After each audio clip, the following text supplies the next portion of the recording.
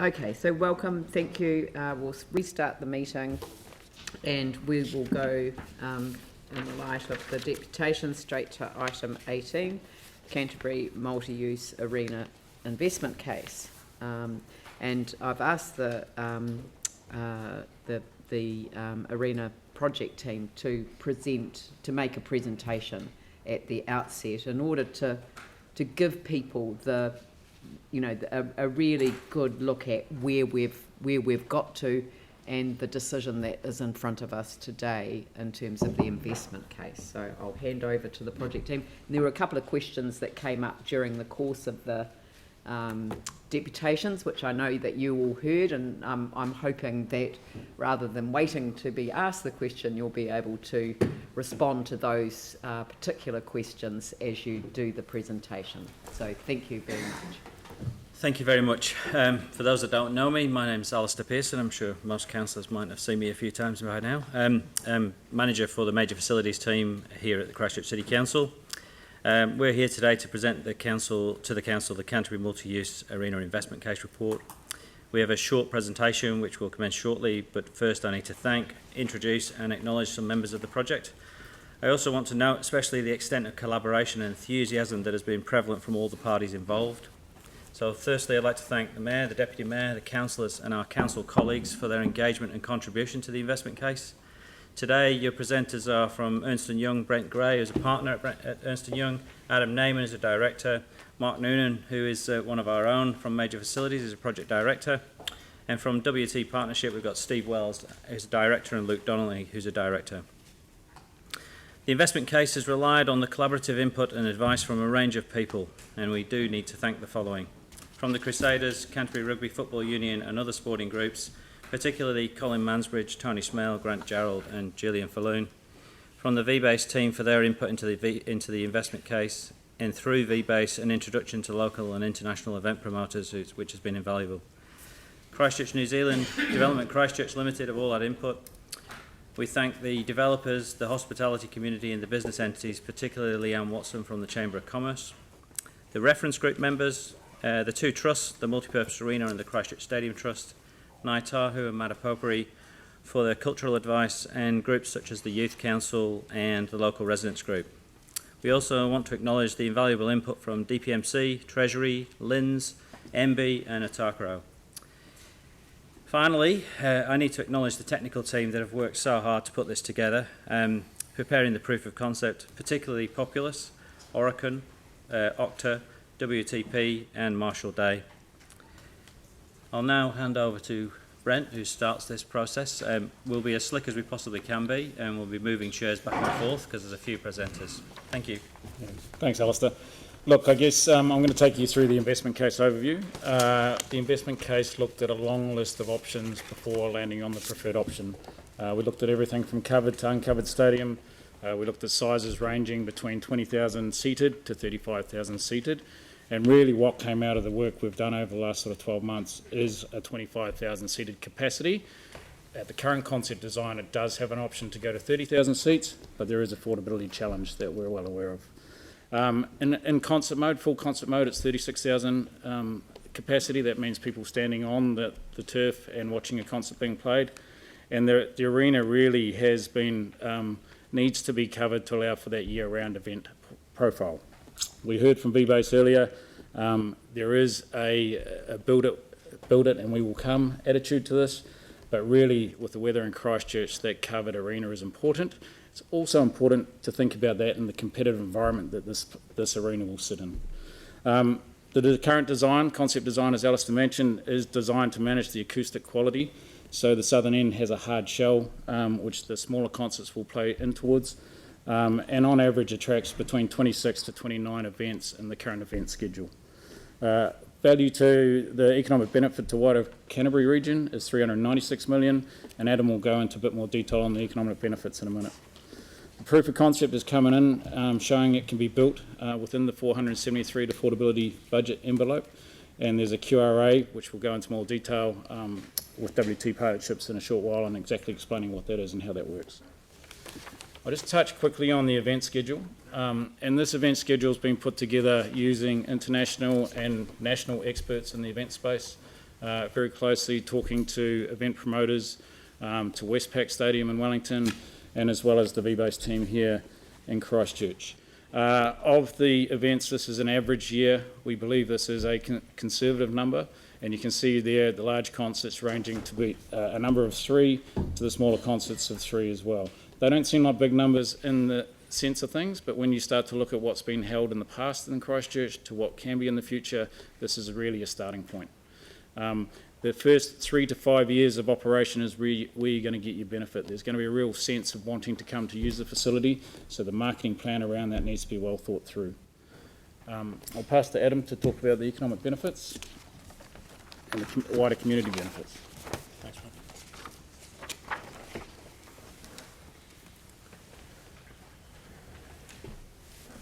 So we heard from Christchurch NZ and some others about what this is going to help do for our city. This arena is projected to bring $396 million of economic benefit to the city of Christchurch, the region of Canterbury. And that's done in a few different ways. There's obviously the direct payment of ticket sales, right? Food and beverage, and that generates some economic activity. And that's kind of the base, that's the starting point. That's that $93 million that you see at that top number. And that's over the 30-year period of the entire facility. But actually the key things that we're delivering for the community are economic development and economic growth and civic pride. The increased tourism that we get, and this is on top of what Christchurch already gets from its network of events facilities, is going to be another $84 million. And again, that's over the course of a 30-year period brought back to today's dollars. So things that happen further out are fundamentally worth less because they have higher risk. And this is all based on the event schedule that you saw before. There's some real upside potential to all of these numbers because actually as the arena starts to generate excitement and generate more attraction, those numbers could actually go up. The arena is going to create real confidence in the area around it. So that means that actually property investors who have already committed, but also people who are looking to commit to the city of Christchurch because they want the certainty of footfall and of expenditure and of traffic, will start to look to invest in the central city and in the region. We think that that has a value of about $17 million to the economy. Just that certainty value, just that gets captured in the land value uplift because people see it as more valuable, because there's more expenditure, because people gain confidence in business in Christchurch. We also have a benefit of civic pride. This is a benefit that people are willing to pay for even if they don't use the facility. And it's a really interesting concept, but it's actually also demonstrably real. I mean, I don't go to the opera. That's fine. But I really value the fact that we have certain types of performing arts in Christchurch because that's what I expect from a cosmopolitan city that takes its place as the second largest city in New Zealand, as a cosmopolitan, forward-looking city. And I'm willing to pay money for that as a ratepayer. And so are a lot of other people who may never go to this arena.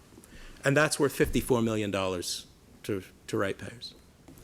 We're also giving people an improved fan experience when they go in. Right now you pay your ticket, $70, $80 or whatever it is, and you get a certain amount of benefit from that. I feel, I'm getting $70 or $80 worth of benefit. In this new arena, I'll pay something similar-ish in terms of my ticket price in all likelihood, but I'll now start to feel like I got a lot more value for that.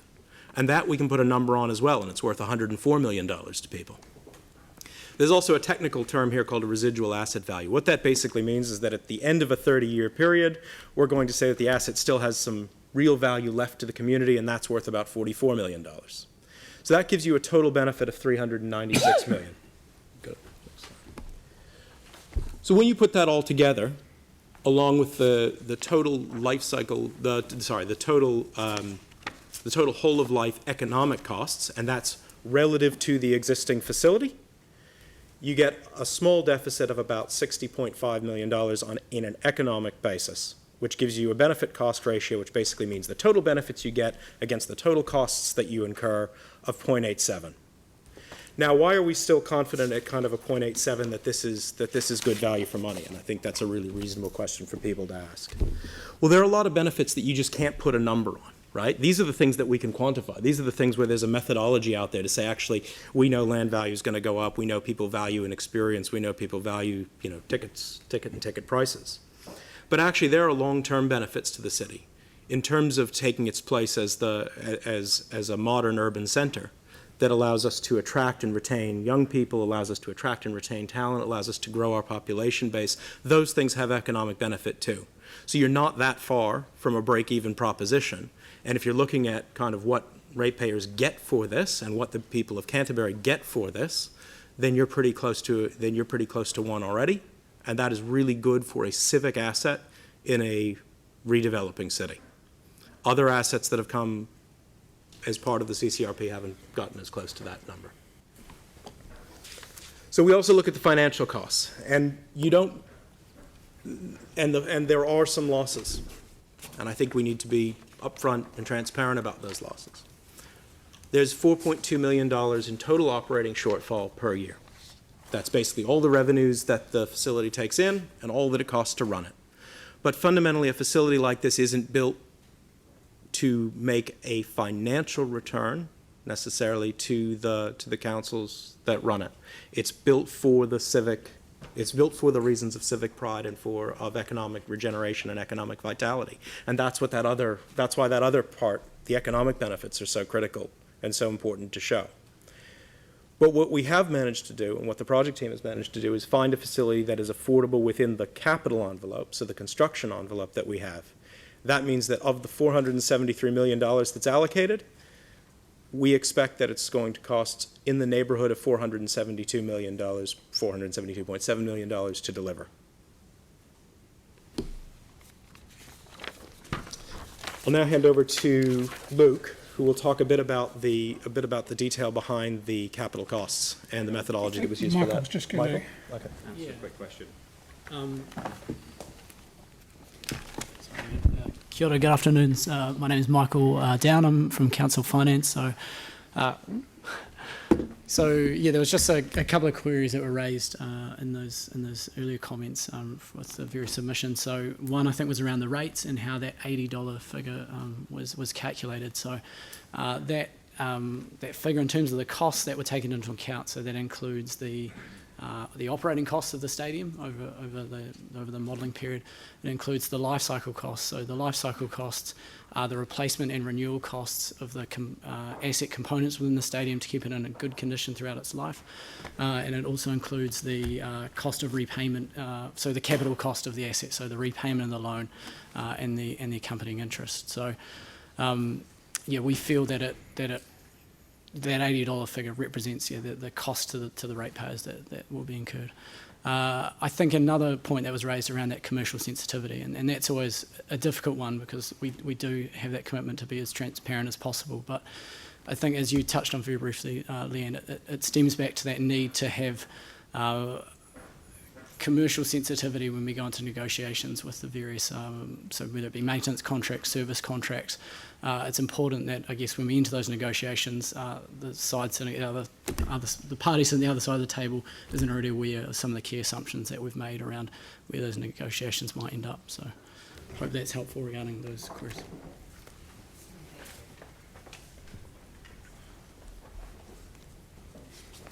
Thanks.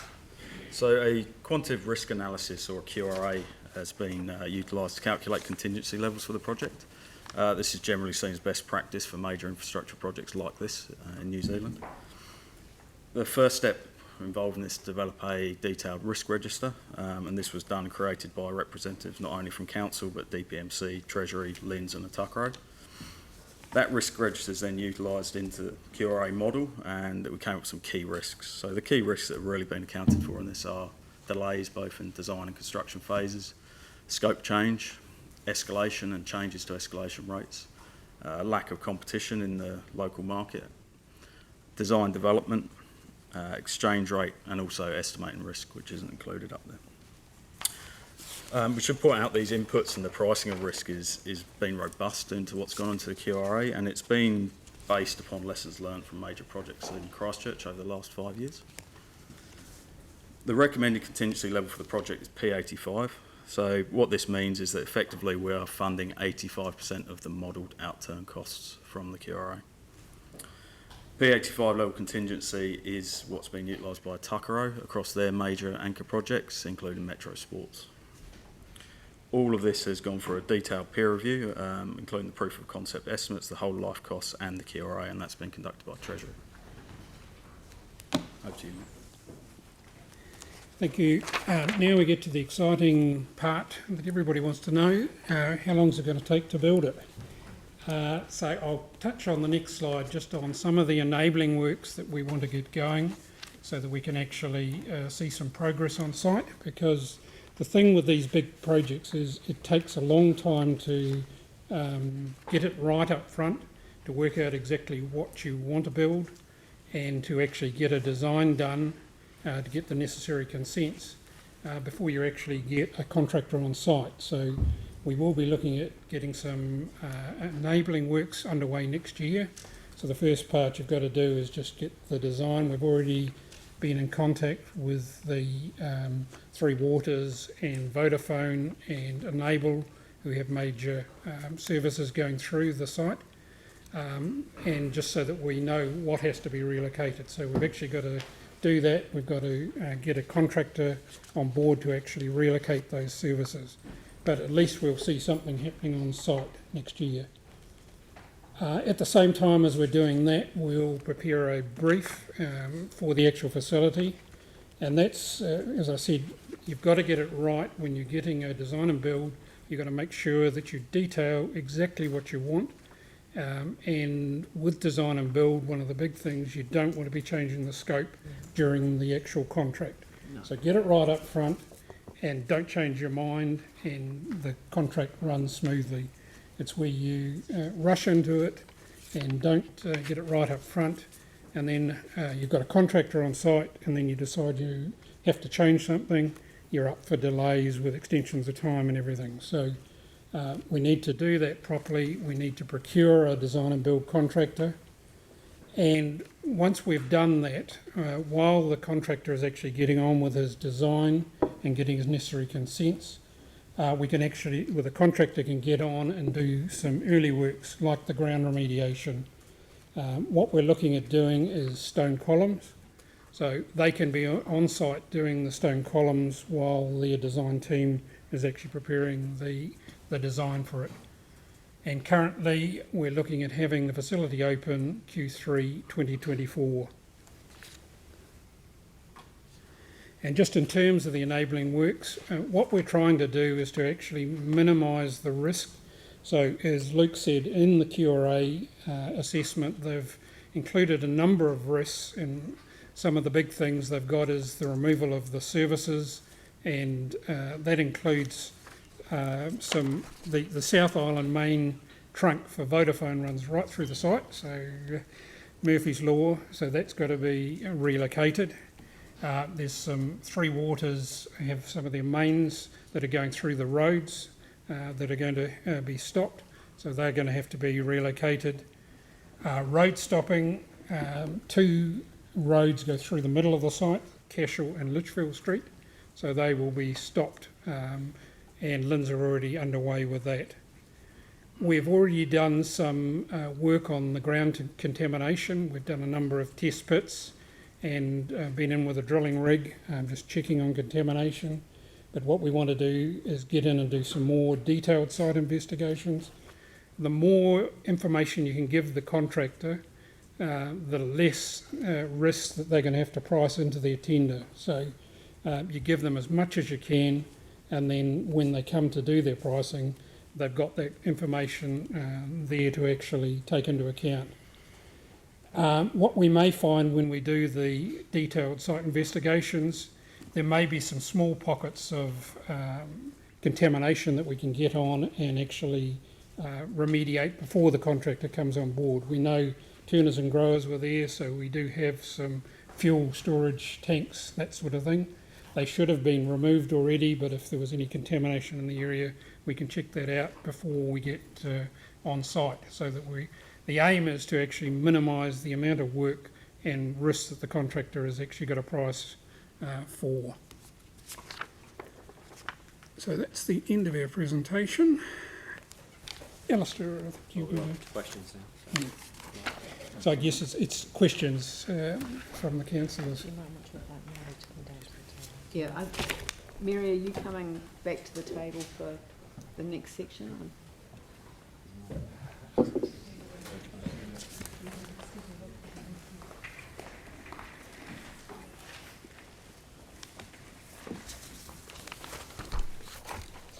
Thank you. I just wondered whether we could just quickly run through the recommendations. So if we could put the recommendations up, because I'd really like us to be very focused. I think, you know, we've had a lot of briefing and a lot of discussion, and we've been kept pretty up to date with progress as we've gone through this. You know, I'm keen for us to have a very good debate and focus questions on the actual resolutions that are in front of us. So, Mary, it might be best if you just take us through each of the recommendations, just to so that we're very focused. Yeah, I want us to be a very focused council this afternoon. Okay. So my eyesight's not good enough to read the screen, so I had to get the hand out. Sorry about that. So these resolutions just go through the key decisions that you need to make in terms of actually releasing the funding from the Crown, but also some of the key decisions you will want to make to assure that your risk is protected and that what is in the investment case is reflected in that. So if we start off, the first one is just receiving the investment case to acknowledge that that's been received.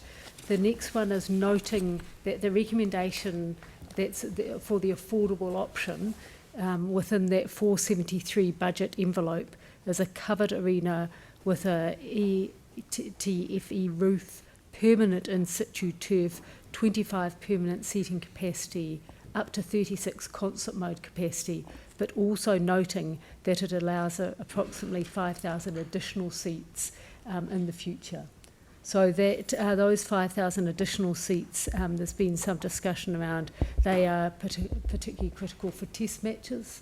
And so having the ability to either bring them in on a temporary basis, or else actually in detailed design, if the costs are brought down, to be able to purchase them and have them always available. But this, the preferred option actually has them as a potential option in there. Just confirming that the figure in the long-term plan is at $253 million that's been allocated to the project, and that actually is the council's funding cap.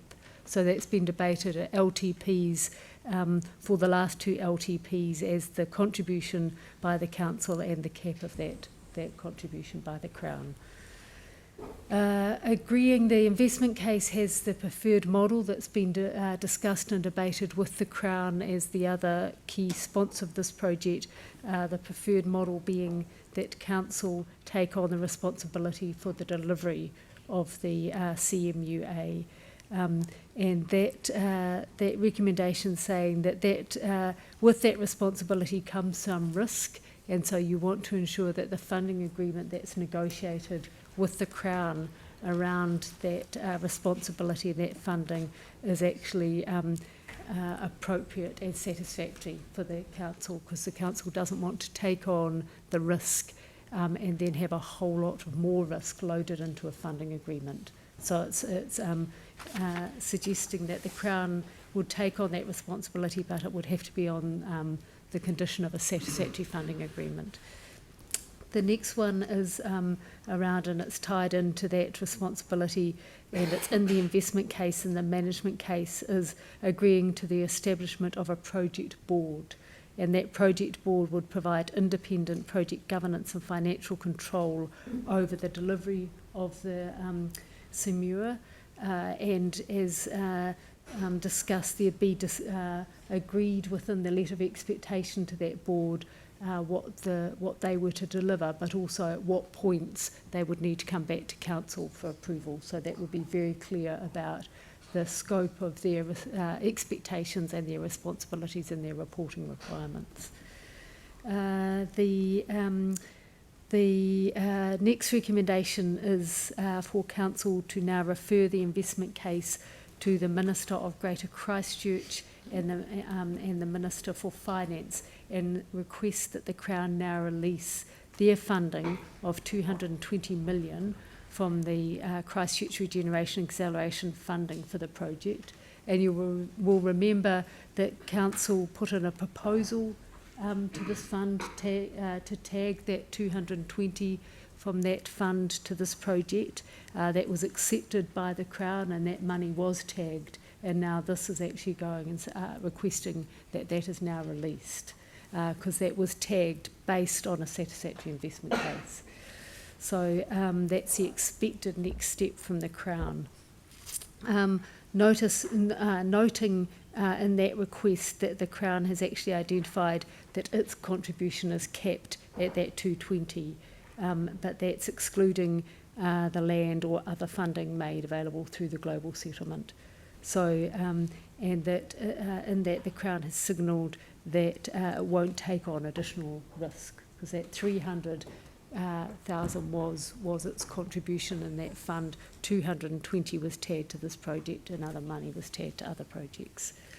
The next one is to delegate to the Chief Executive to appoint a team to negotiate the funding agreement with the Crown and bring that back to Council for approval. So that's trying to move forward as quickly as we can with getting things sorted out and run things in tandem. So this would be one of the things that needs to be done quite quickly, negotiate that funding agreement and make sure that it's satisfactory to both Crown and Council.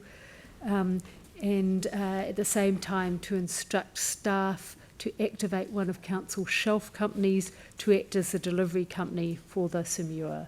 And we do have a shelf company that's ready to go, and the corporate finance area are aware of the need to activate this and activate it quickly, and have actually started work on that in expectation this would happen. Also, the next recommendation is that in accordance with Council policy on the appointment and remuneration of directors, that we instruct the CE to write to CCHL requesting urgent advice on the form and composition of the board, the fees payable to the board, and then to move quite quickly into recommending candidates for the board. We have had discussions with CCHL and they know the urgency of this, and if a decision is made today, would be ready to start acting on that very quickly and come back with some advice to Council quite rapidly. The next one is agree that the Chief Executive as the project sponsor for the Samura, and just do noting that note is that because of the significance of this project, it's important that the CE is the sponsor for this project, not only because it's one of our major projects, but it also sends a signal to the community how important this project is to Council and to the city. So the CE will act as sponsor and would, as sponsor, would want to be part of that selection panel for the board and an ex officio member of the board. And that's just to make sure that Council's interests, since Council are taking on this risk,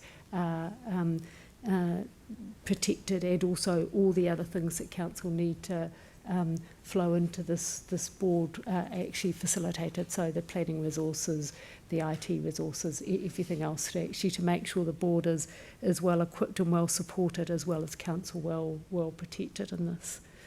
The next one is agree to the letter of expectation for the project. Agree that the letter of expectation for the board reflects Council's principles of resilience, sustainability, and accessibility. And this is something that you as councillors have right through the life cycle of this project have wanted to really emphasise, that actually the issue of resilience in the structure, but also the contribution to community resilience, sustainability in its design and build, and accessibility to all people is reflected. And so for that to be reflected in that letter of expectation to the board, that the board know that that is one of the expectations in that design and delivery process.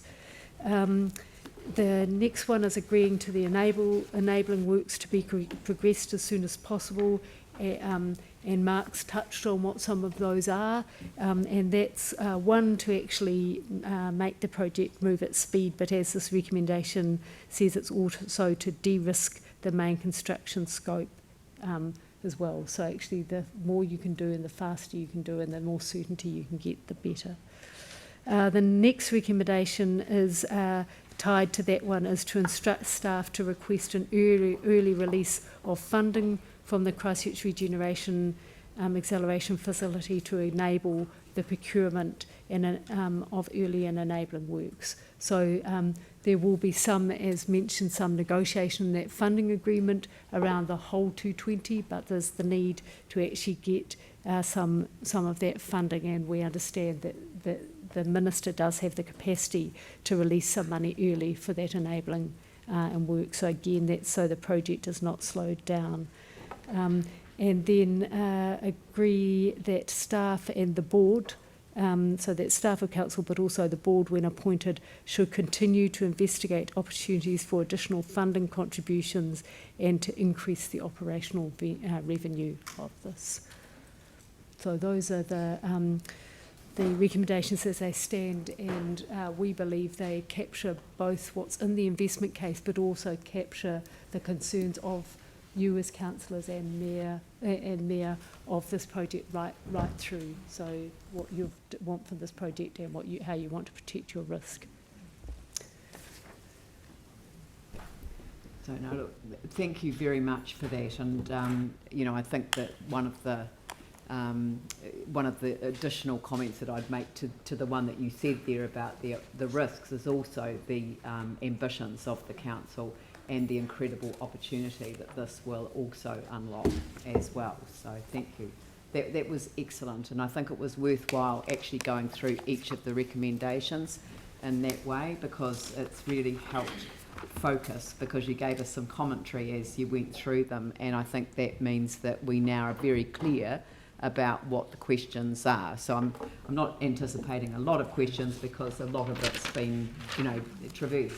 But no, but I'm not saying that there won't be any, so please, James.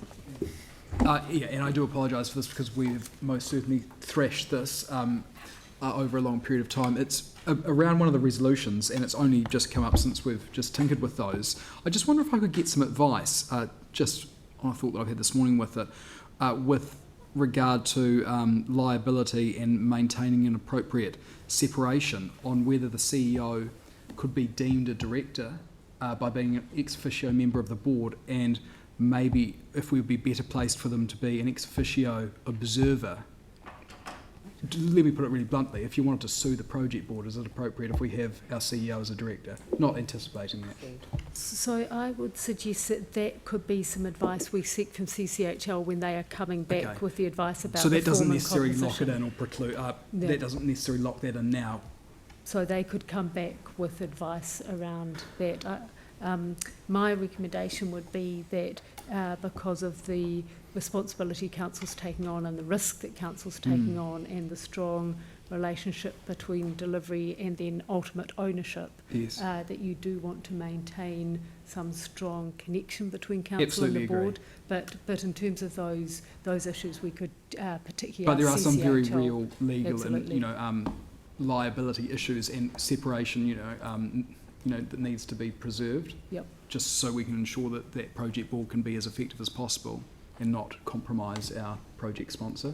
So, yeah. So if you you're could take happy, that on we could board. suggest that could go in the letter that the CEO writes, asking Just to CCHL clarify for that. advice to clarify Yeah, that. we may be fine, Yep. but you just want to get it right from the outset and protect Dawn too.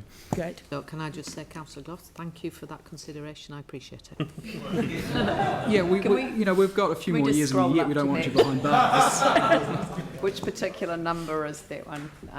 That is the 11.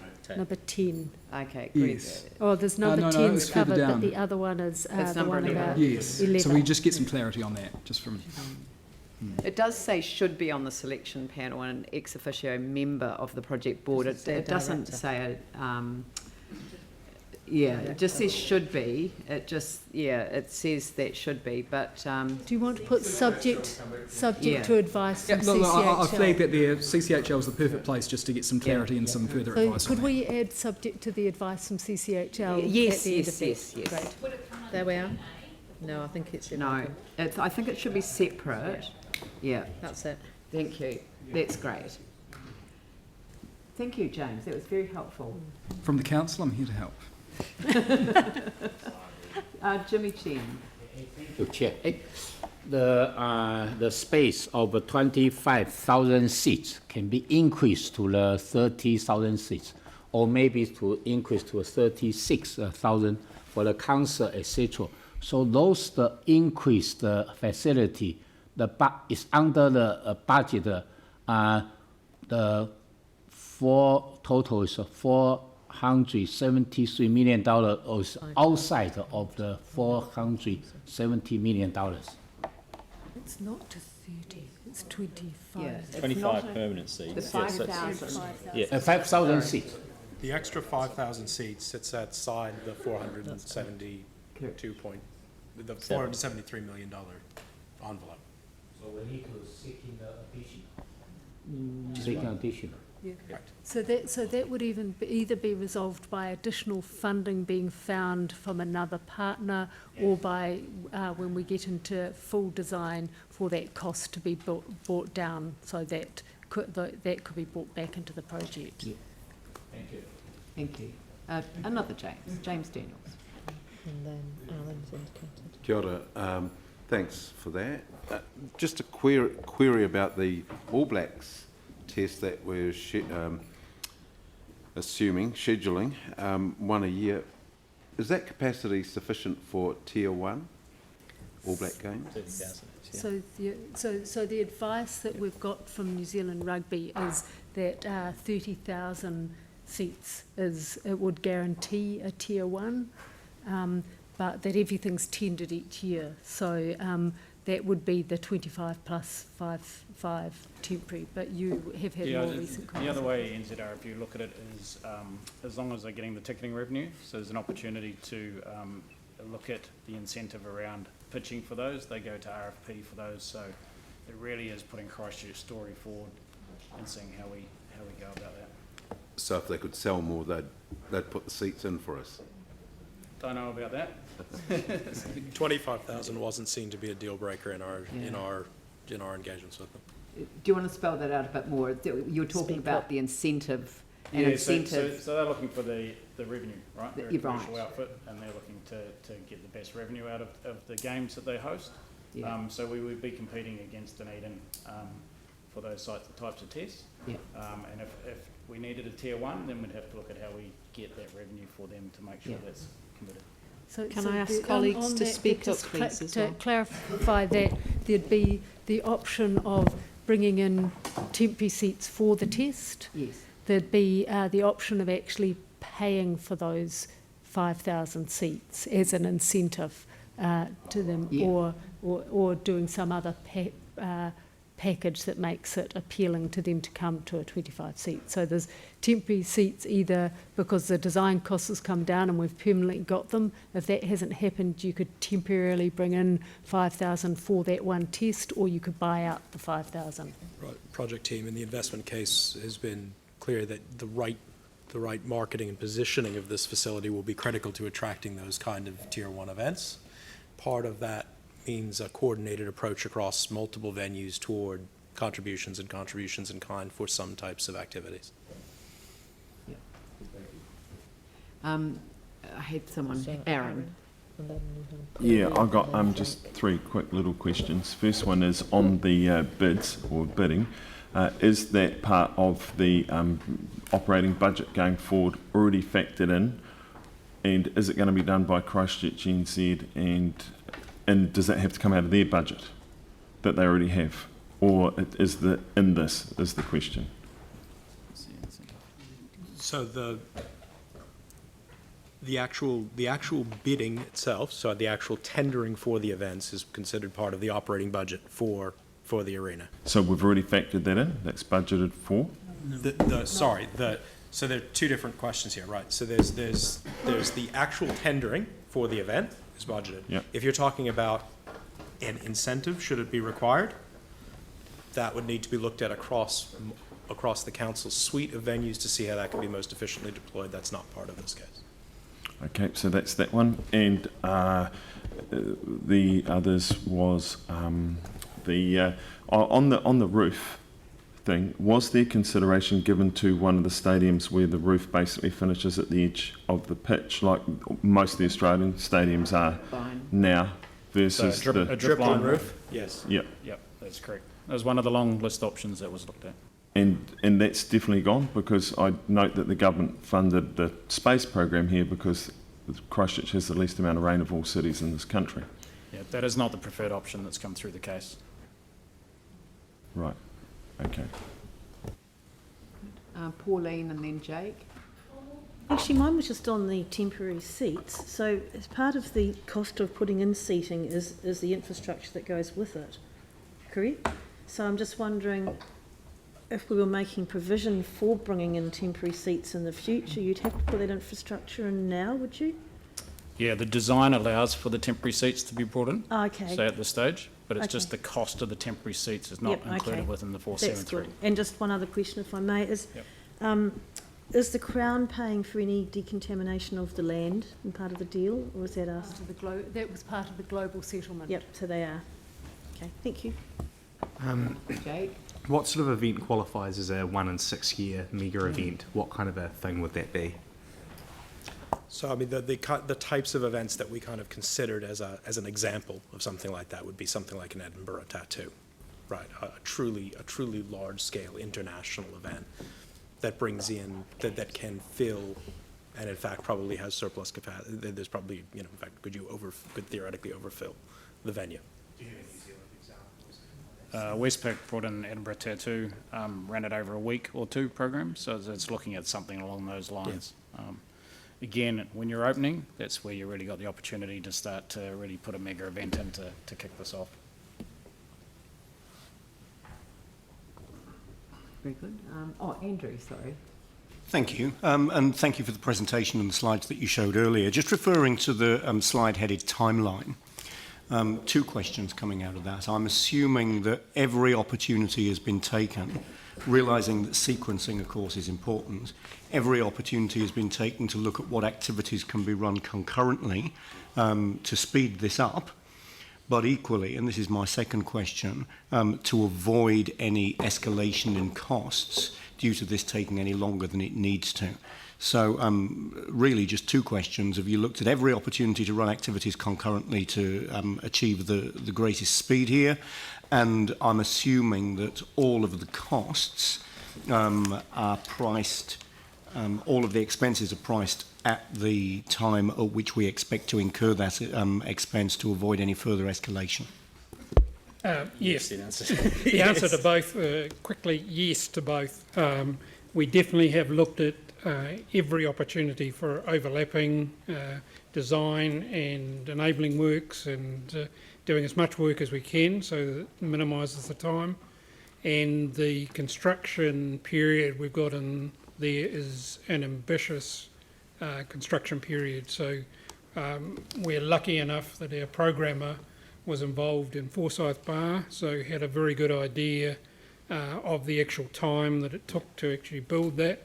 A slightly different facility we've got here, but it's comparable in terms of size for the number of seats. So we're done a lot of work on working out just how quickly we can build it.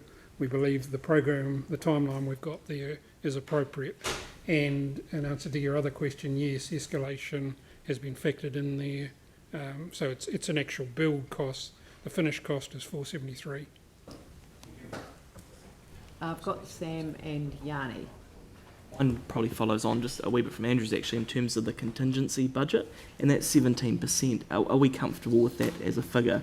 And I guess how is that in comparison to an industry average or an industry benchmark? Yeah, I guess the key with that is that we haven't based it on 17%. That's the end result of the quantitative risk analysis. So we've gone through, we've looked at the risks, we've priced them. Like as I say, we've been robust. We've tried to learn lessons from what's gone in Christchurch on these major projects in the last 5 years or so. And they're factored in. The 17% is what comes out at the end. So it's certainly not looking at it going, it's 17%. As a percentage, 17% is certainly higher than probably you'd have seen several years ago in projects in Christchurch. And we're seeing figures nearer the 20% mark for projects at this stage now. We'd also note we've gone slightly further than most projects at this stage of feasibility in terms of design. So that probably accounts for that slightly lower percentage.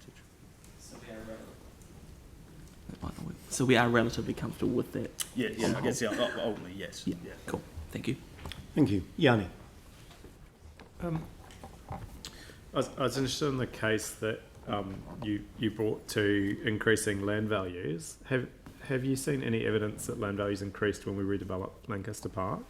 No. That would, I'm just interested how you have come to the assumption that land values will increase. So there's a reasonably significant international literature about the redevelopment opportunities that come from arenas, and that's across the UK, the US, Australia, and we've looked at brownfield redevelopments of arenas of similar scale in cities of approximately the same size where they've been available, and seen relatively consistent increases in land values reflecting investability.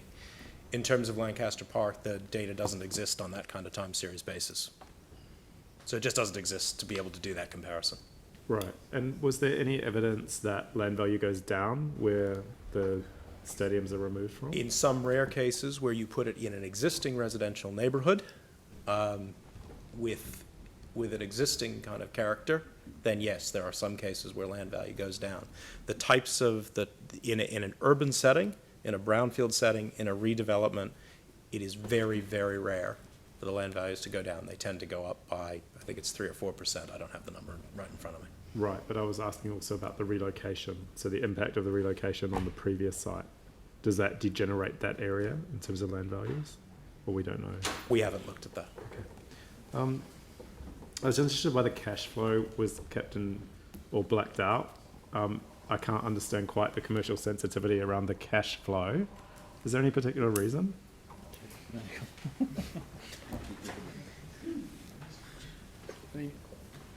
Yeah, it's still, and it's always a tricky one finding that exact balance, but it still speaks, that cash flow contains details around those different expenditure lines. That is still, particularly when you've got other details in the investment case, which if someone reading it could piece together, it does give rise to that risk that we would compromise our commercial negotiations. So, yeah, the cash flow is sufficiently detailed that we thought it was necessary to redact that. Right. And just, I guess following on from the deputation, the comment that was made that women's rugby can't be played at the existing stadium and that a new stadium it would be able to. Do you have some sense of, in terms of events using the new stadium, what that cost would be? Because it seems to me, I was interested in whether a new facility will be more accessible for sports that don't generate very much income.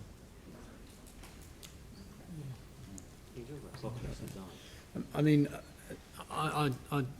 know I'm correct in saying that the modelling has allowed for some community event users within the new stadium. Yeah. Right. Yes. I don't have the figure. Yeah. So we've allowed 10 community events. So we've allowed for those facilities to open with limited revenue in a number of occasions, so that the operator, in conjunction with council and other interested parties, can make choices about how lower grossing events can be accommodated. Right, but just in simple terms, a new facility is going to have higher costs than the temporary facility that we've currently got for community events. The facility itself may have higher costs, but it won't necessarily have higher costs to the community. That's ultimately a choice that is made by the way that you charge for your other events, and the way that the commercial model is ultimately developed as part of the operating agreement. Ultimately they can choose to subsidize certain events. Which is additional to the investment case, or built in? So That's built into the investment case. 10 a year is Correct. built in. Yeah. Okay. And I'm just trying to understand, the point that was made through one of the deputations was obviously the risk is quite huge, both from people thinking that it's too small, it's not ambitious enough, and people probably being concerned that it's too expensive and too risky.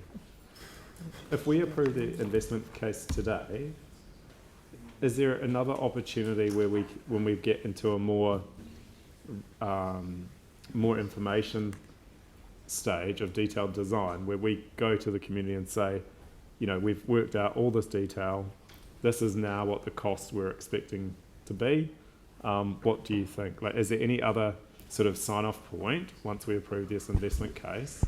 So, that we can so you consult would the have community seen on. in the investment case it details the consultation and community engagement plan, which is quite extensive in this. So there is a section on that investment case that you would have seen that discusses the need for community engagement, stakeholder engagement. So that's certainly very front of mind in the investment case, but also that will be decisions that you will make in your letter of expectation to the board around which points are decision-making points and where they're made. And the investment case certainly talks about needing to engage stakeholders and the community on that detailed design when it comes up. So there are definitely decision points that stakeholders will want to be engaged in it. Right. So just what I'm like, we've passed a resolution. Well, we're proposing to have a resolution around the cap. So in terms of if that cap looks under threat or what's being proposed can't be matched with that cap, what's the process for either additional funding or changing the project? The expectation is that you will charge the delivery board with delivering the project of this scope within this envelope, because that's the point of doing an investment case. An investment case identifies the benefits of the project, the deliverability of the project within the financial cap. So that's what you will be charging the board to do, deliver this project within the financial envelope. So I'm just trying to understand how we have certainty around the capped amount. Is that like a legal document? So I don't understand the question there. I'm just trying to understand when we pass the resolution around the cap, how we have certainty around that figure not being more. Is it through a legal document with the There'd be a board? letter of expectation with the board that that's what they'll be delivering, and there'd be points that they couldn't make decisions that went over cap without council approval, and at that point you would be the decision maker. So they would be constrained by their letter of expectation. Okay, thanks. Thank you. Are there any further questions? Pauline. Just back to my contamination one again. Are we therefore responsible for the undoubtedly there'll be coal tar and Yeah. is it And the road. Catchall and Litchfield? Yep. Is that our cost? Yes, it is. Yeah, yeah, that's part of the global settlement that, That is that too. we do look after that. Okay, and then just one more, if I may. Are there any plans to alter the traffic flow in Madras or Barbados? No, Sounds there's easy. not. We actually looked at that as part of the traffic modelling, Yeah. and if you close Barbados or Madras, it throws the city into disarray. So, no. Yeah. And no plans to two-way them or anything like that? No. Yep, thank you.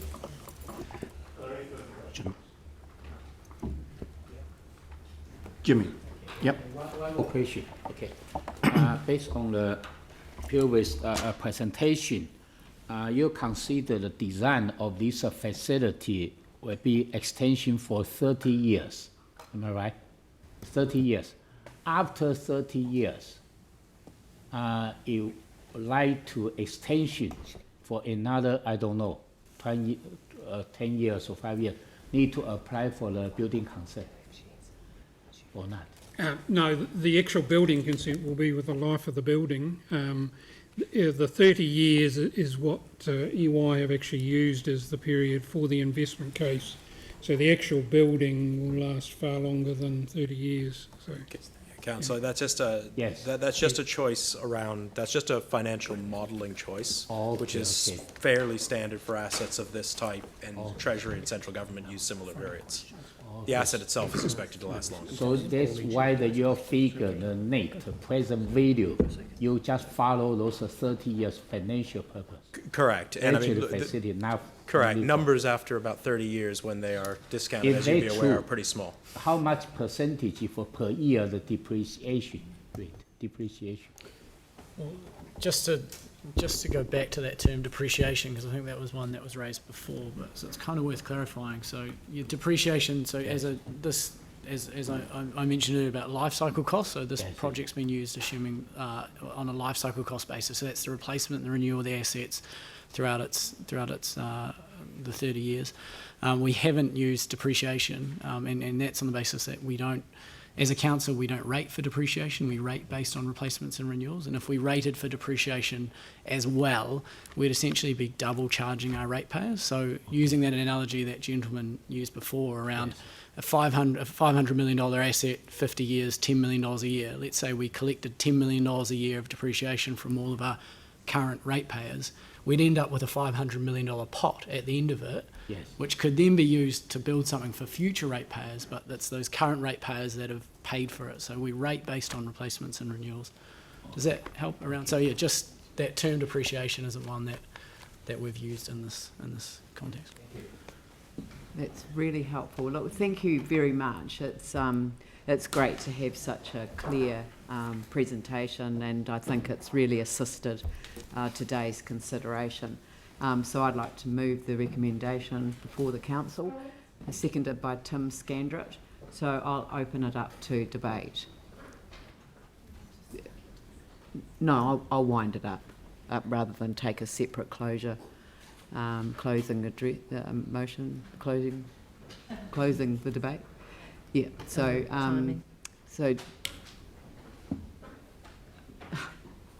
sorry. Yeah. No, I know I'm being unhelpful in that regard. But anyway, Andrew.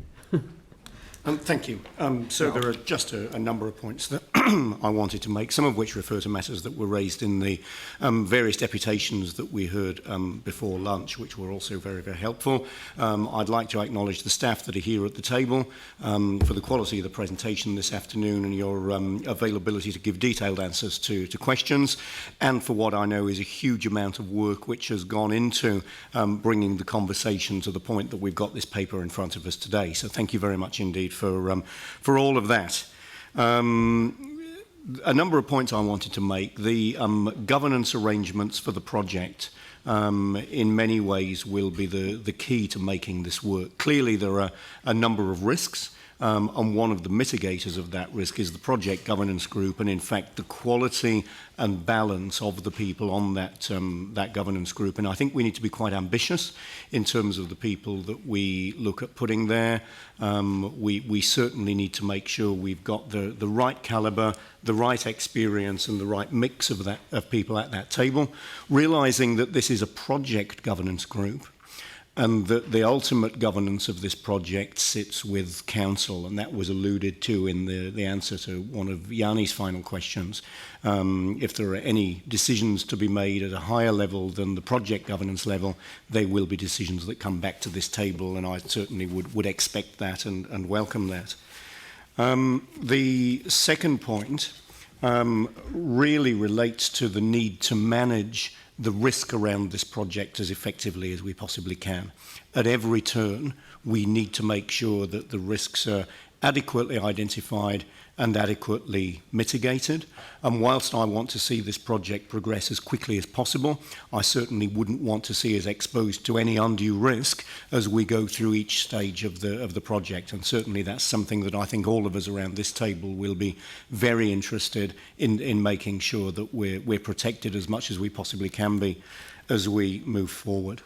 The third more positive point is the need to maximise the huge opportunity that this project represents for the city, not only in the build, not only in the operation, but also in the wider benefits that this project brings as well. So we need to be getting the capital investment right and the build right, and that's what we spent a lot of time talking about today. We need to make sure that the operation of the facility means that we maximise the capital spend that we've put into it, but also that we minimise our exposure to any operational costs and operational risks. But equally, we need to be working with others in the city to make sure that the economic benefit that this facility represents is able to be realised. This isn't just about the stadium. This isn't just about the arena. It's about the benefit that it brings to the whole city, and particularly the economic and social benefit that it brings. Excellent. Thank you very much. Perfect timing. Sarah. Thank you. The truth is I've been really torn on this, and In many ways, it's one of the hardest decisions I've had to make since I was elected to council. In others, it's actually quite simple. We know so much more than we did just a few years ago about climate change, the need to drastically cut our carbon footprint as a nation and a planet in the next decade. And we have, as a city, declared a climate and ecological emergency. We cannot ignore the huge risks we face in the not-so-distant future. This decision comes at a time of heightened awareness of the risks and the opportunity cost of our decisions. And there is an opportunity cost. Our share, $253 million, could be saved to cut rates or be used in the residential red zone or for other projects that could bring social and economic benefit to Christchurch. However, given how long this has taken, the chances of us actually getting anything else off the ground anytime soon seem somewhat unlikely. And we cannot ignore our earthquake history.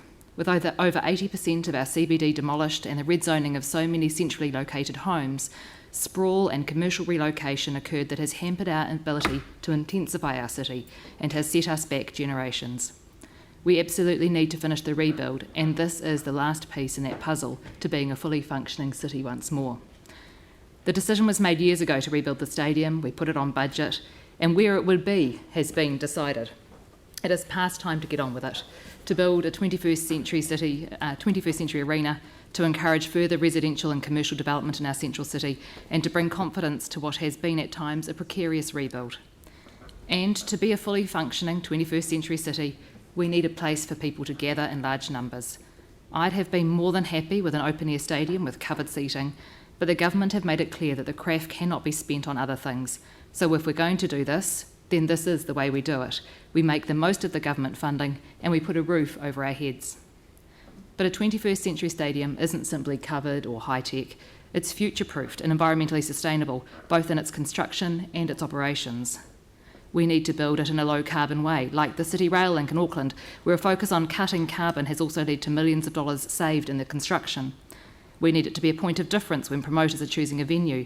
Major bands are already starting to rethink how they tour and are looking for sustainable options. And making it easy for people to travel to the stadium by active and public transport as part of the design is absolutely crucial if we are to meet our citywide net neutral target of 2045. Weighing this decision up actually wasn't easy, and I have a long list of pros and cons, of what-ifs and if-onlys, but in the end it was clear that this was the only way forward. Thank you. Sorry, I had another hand. Melanie, sorry, that was who it was. Sorry. This won't be so long. I will be supporting these recommendations today, but it's been a difficult decision for me, as during the campaign trail I was talking about how the 253 million was a place where we could maybe save money for ratepayers of Christchurch. But I can see that the majority of the community wants this facility, and I can see the benefits of it to Christchurch. But I'm hopeful that the project might come in under budget, and so I'm pleased to support capping the council contribution at a maximum of 253 million. And I have to say, when B-Base today talked about Michael Bublé, I was sold. God, it had the opposite effect on me. Nothing personal, nothing personal. This is live stream. Yes. I'm sorry, I shouldn't. Yeah. Sorry. I'm sure he's watching. Yes. We'd love you to come. That was a pitch. Prove me wrong. Sorry, Tim. Did you? Yes. Thank you. Seeing you mentioned V-Base and Michael Bublé. Look, earlier on, the question was asked about the capping of the fee and the 5,000 temporary seats that wasn't involved or wasn't included in that. But one of the partners, the CRFU, said yes, there could be discussions as we go forward with partners putting in, etc. So those 5,000 seats could well be covered by one of our partners in the future. So that's kind of like for future discussions. The comment made by V-Base is about build it and they will come. It was very much build it with a roof, and there is no question they will come. All the big five promoters have said they want to be here, but at the moment it's almost impossible. We've only had a few concerts, but they are chomping at the bit to get here. They love Christchurch. With regards to Michael Bublé, Michael Bublé wanted to come here, there's no question about it, but the infrastructure that was required for his setup, which is absolutely astounding, we could not do in the Orange Theory arena. It's just impossible to do. Again, Fleetwood Mac, their dates changed with their tour. Do remember, we are at the bottom of the world. The only reason, and Turlo did get Fleetwood Mac, but the dates changed, so Dunedin got them, because the difference between Auckland and the South Island is Adele will do an outdoor concert in the rain in Auckland because it's generally warmer. Here in the South Island with rain, it's generally a southerly, and you can kiss it goodbye. There's no way they're going to perform here. So this is really, really an amazing opportunity. And to add to it with the ability that we have to curtain off in a roofed stadium, if we have a promoter that's coming with a gig that's going to say sell 12,000, but then they get lucky and they sell 14,000 or 16,000, we move the curtain back so when that artist comes out, it looks absolutely full.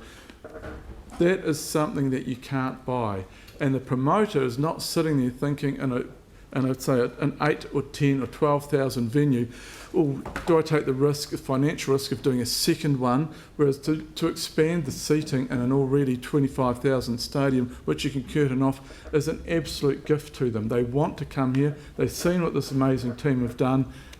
You know, what more can I say? So I'm absolutely for it. Thank you. Sorry? Yanni and then Aaron. Thank you.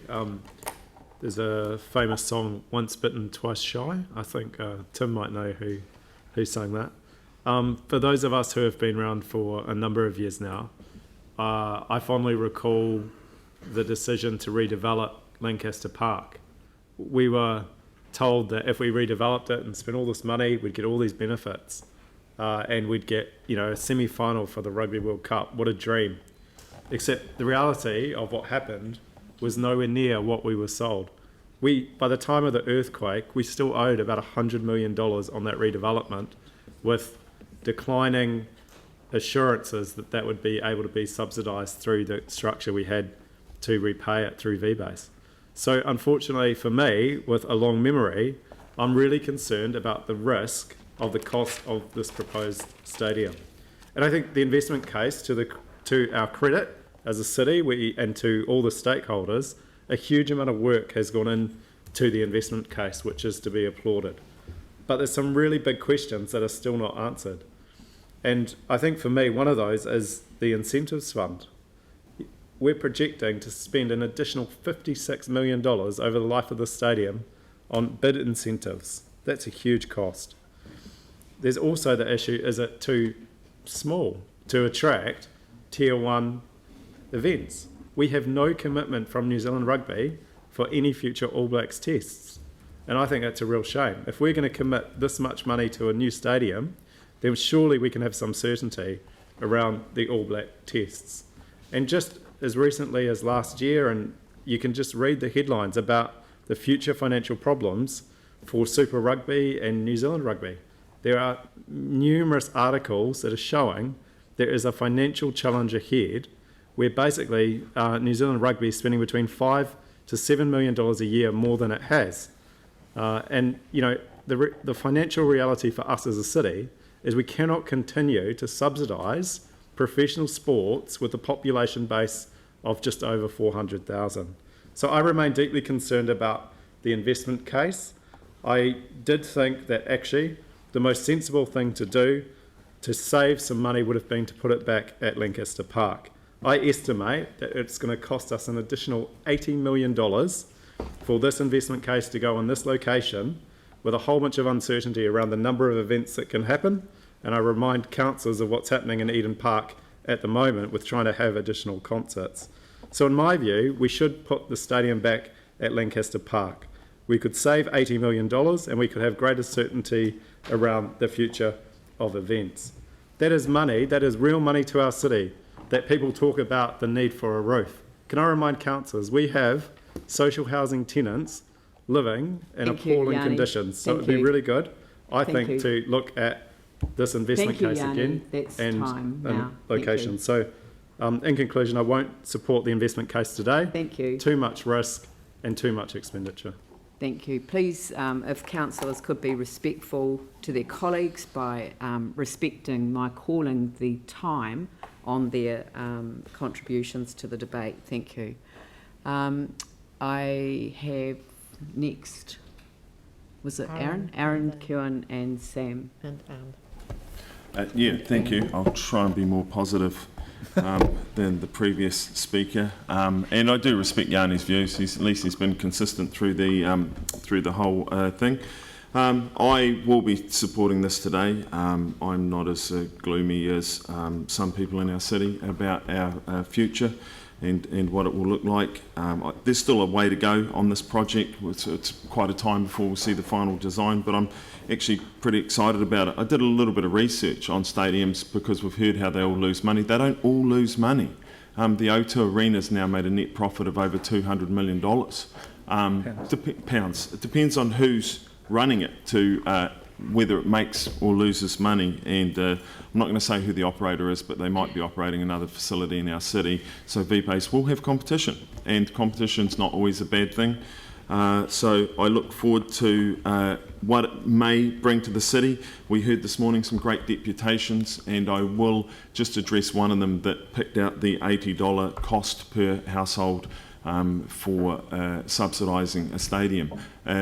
If we do that, if we're going to pick out ones like that, we can do the same to libraries, the cost per year for a library, the same for parks, the same for swimming pools. There's a whole ton of facilities that bring goodwill to your city and make people feel good about themselves that you can put in a box. And when you see the cost of how much our libraries are, I think a lot of people might start submitting on in the annual plan on the value of libraries, on the value of parks, on the value of swimming pools. It's because we've thrown a spotlight on the stadium that people pay a lot more attention to it. I think the benefits will outweigh the costs, and it's up to us around this table to be partnering with government to get an outcome for New Zealand's second largest city that makes it a destination for people all over the world. I will be putting one oar off the side of the Waka as I paddle along with everyone else on this, and that is the oar for those in the disability community to make sure that the facility is fit for purpose for them, because the access dollar globally is not really being targeted by any one city, and us as a flat city with relatively good weather, that is a market that we are going after. So that will be the flag that I'll help fly as a member of this council, and I look forward to opening day of this, and when we book Adele for 2 weeks of straight concerts as the opening, and or we bring out that other lady that looks like our mayor, Ellen DeGeneres, to do her show live from the arena. Her first ever arena performance in Christchurch, I think, will be great events to see. Excellent.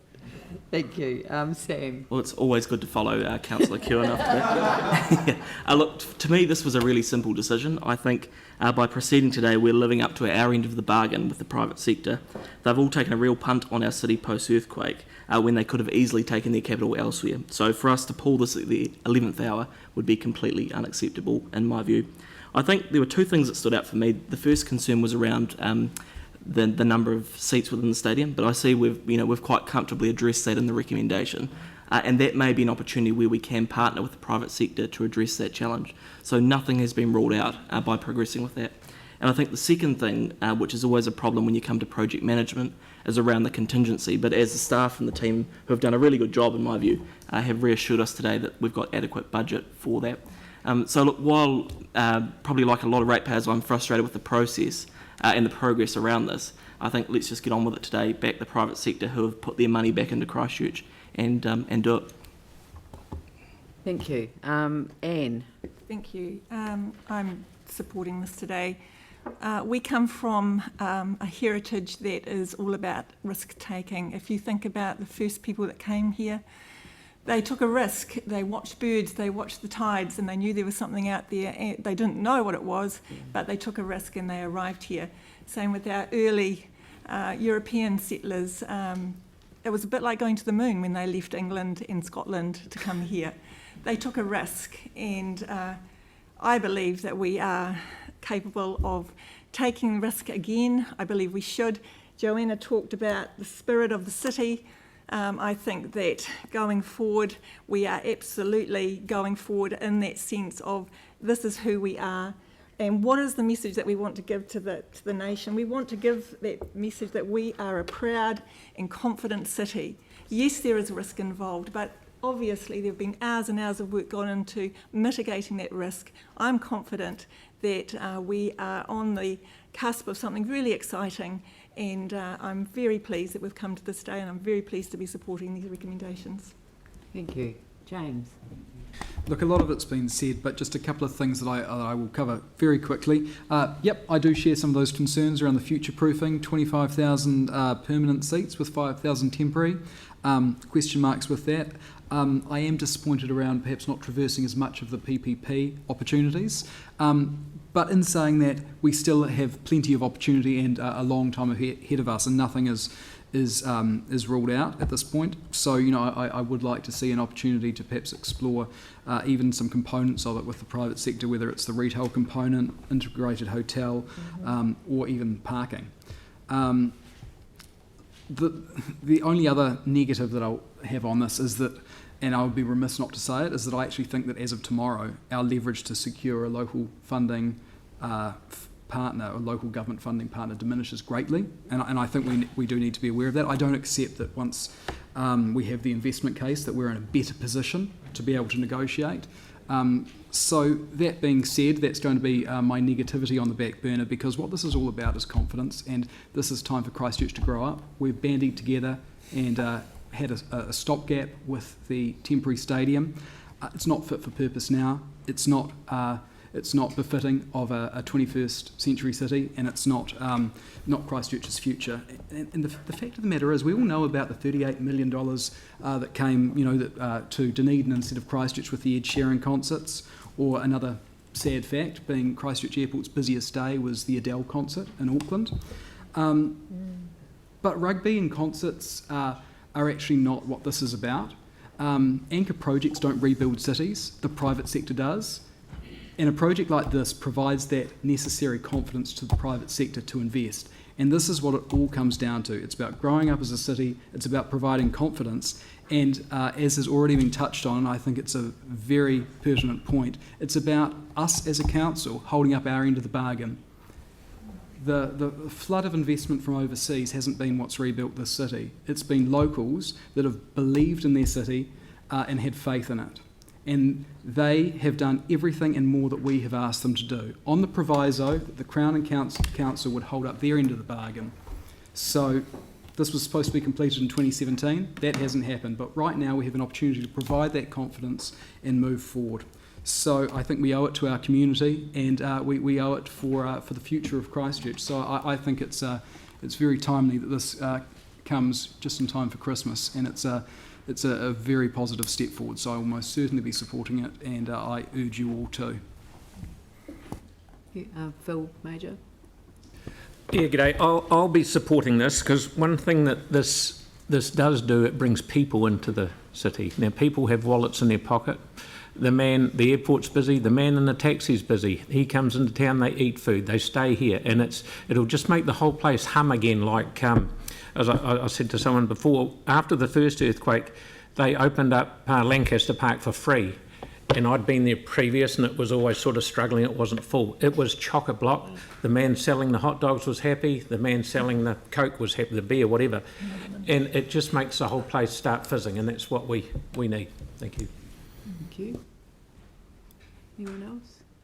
Right. Well, thank you. I'll wrap up the debate then. I think that this is going to be an absolute game changer for Christchurch. It doesn't almost matter now at this point how we got to the point that we got to. Decisions were made when a blueprint was drafted and a cost-sharing agreement was entered into. And so really the responsibility of this council was to deliver on the promise that was made, and the promise that was made was that we would have a new stadium, but now envisaged as a multi-use arena, a Canterbury multi-use arena, and an opportunity for our city to really take its role back as New Zealand's largest city in the South Island. I just can't bring myself to say second anything. We are staking the claim as to who we are. We have always been New Zealand's sporting capital. We've always been that. You know, this is the region where sport comes from, you know, and it is going to be an important sporting facility, but it's also going to be an amazing cultural facility as well. And we will be attracting events that we simply cannot attract now. And I didn't mean to be dismissive of Michael Bublé, because I'm told that his concerts are spectacular, and we would welcome his arrival here. But I was bought on Ellen DeGeneres' reference, and also, but no, actually truly excited by the idea of Adele coming and doing some concerts here. But not with rain, you know, because here she won't be affected by the rain. And I guess the image that I will always have in my mind is her dripping with water at the Auckland concert, the third one that they had. And I think that we are going to be in such a powerful position. It was great to hear from V-Base, to have them tell us that actually the promoters want to promote Christchurch, they want to promote Canterbury, they want people to come here, and this is a case of build it right and they will come. You know, so I think that this is something that we're on a promise. We're on a promise and we have to deliver, and this is going to deliver, as I say, a game changer for our city, and will re-establish our region as the sporting and cultural capital of New Zealand. I do want to comment on one thing though, and that is the significance of establishing this project board to provide independent project governance and financial control over the delivery of the Canterbury multi-use arena. And the reason that I'm calling this out is that it is absolutely vital that there is 100% confidence from the community that has relied on us delivering on the promise, and that are those who have already invested in our central city, and those who will make investment decisions off the back of this announcement. Even today, those plans will start to firm up as people know that we are serious about getting on with this project and making sure that it is delivered. So I do thank councillors, because having heard the debate, and I do want to acknowledge both Sarah Templeton and Aaron Kewen for calling out the sustainability and the resilience components that have got to be addressed, and the accessibility issues too. We can be the community that can develop these projects with all of these features in mind, future-proofing our city as we future-proof the individual assets that we create. And future-proofing does mean that we have to be acknowledging that this is an accessible facility to one and all. So I really do finally want to say thank you to the team that have worked so hard on this. We are truly appreciative of the work that you have done, and I'm sure you'll see from the result of the vote, which I'm now going to put, that work, well, actually, the next stage begins straight away. So I shall put that motion. All those in favour say aye. Aye. Those opposed say no. That's carried. Thank you. Jani Johansson records no. Right. Thank you very much.